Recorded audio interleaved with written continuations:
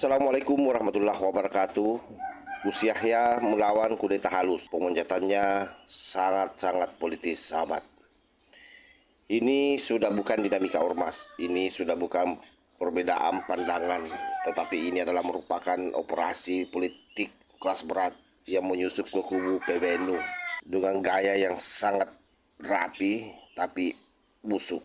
Dan yang dijadikan sasaran adalah orang yang memegang mandat muktamar Kiai Haji Yahya Khalil Stakuf atau biasa dipanggil Gus Yahya.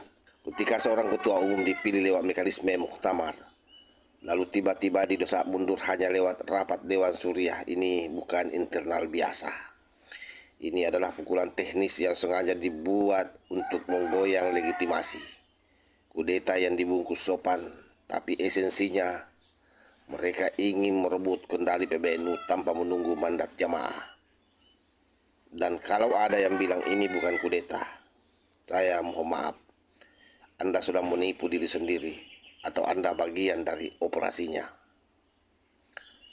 Alasan yang dipakai terkesan sangat normatif. Seolah-olah prosesnya syar'i, seolah-olah demi perbaikan organisasi. Tapi di belakangnya adalah aroma busuk yang tak bisa ditutup-tutupi. Ada kelompok berkepentingan yang tidak nyaman dengan gaya kepemimpinan Gus Yahya. Ada kekuatan politik nasional yang ingin PBNU kembali jadi alat. Ada manuver finansial yang tersumbat ketika Gus Yahya menertibkan arus anggaran. Dan ada pemain lama yang ingin mengembalikan NU ke format lama yang mudah dikontrol.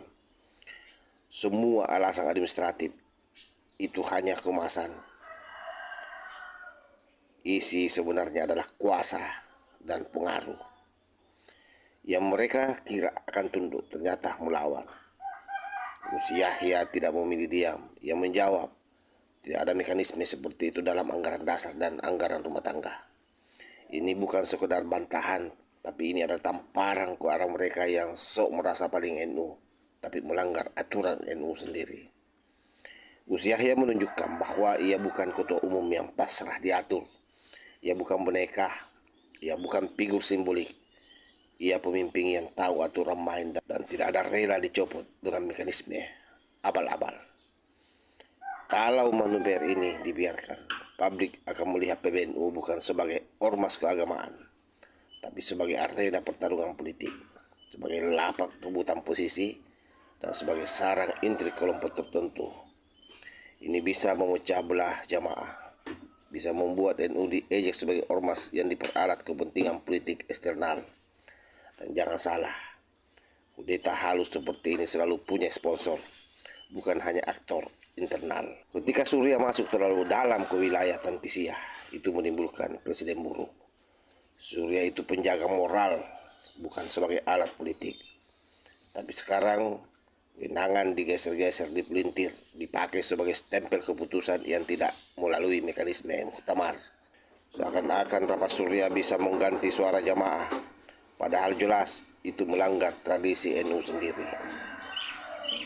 Faktanya, gerakan sebesar ini tidak mungkin muncul tanpa dukungan elit tertentu, manuver tokoh senior NU tertentu, dan sinyal politik dari luar NU. Publik sudah mulai mengendus. Ini bukan masalah pribadi, ini masalah proyek besar. Dan benar, ketika NU punya pengaruh politik besar, pasti ada pihak yang ingin mengendalikan dari balik layar. Sejak memimpin, Gus Yahya membatasi intervensi politik praktis, menertibkan aliran anggaran, mempertegas posisi NU sebagai ormas, bukan sebagai partai, menghadang pihak-pihak yang mau memanfaatkan nama NU demi kepentingan kontestasi politik tertentu. Tindakan-tindakan itu membuat banyak orang tidak nyaman. Dan ketidaknyamanan itu kini berubah menjadi gerakan pemaksaan mundur. Padahal mereka berteriak menyelamatkan NU, tapi yang mereka selamatkan sebenarnya adalah proyek politik mereka sendiri. Jika konflik ini tidak diselesaikan secara jernih, NU bisa pecah menjadi dua arus besar, arus Gus Yahya dan arus kelompok kudeta halus. Kedua arus ini bisa saling klaim legitimasi.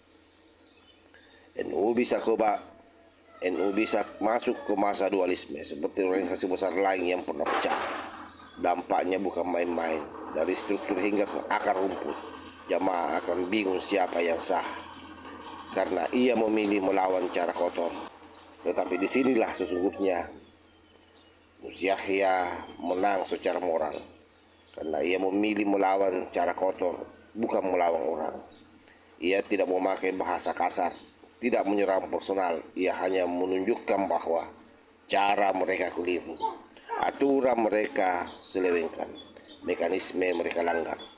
Dan ketika seorang melawan dengan aturan, sementara lawannya melawan dengan tekanan, maka publik tahu siapa yang berada di jalan yang benar. Ini bukan akhir, ini baru dimulai. Mereka boleh saja melakukan tekanan 3 kali 24 jam. Mereka boleh memakai rapat tertutup. Mereka boleh membuat narasi pembunuhan karakter. Tapi selama mereka tidak mampu menghadirkan muktamar, selama mereka tidak mampu menahan dengan aturan, selama itu pula Gus Yahya tetap memegang mandat sah. Dan yang lebih penting, perlawanan Gus Yahya bukan perlawanan untuk mempertahankan posisi, tetapi perlawanan untuk mempertahankan NU dari tangan-tangan yang ingin mengubahnya menjadi alat politik.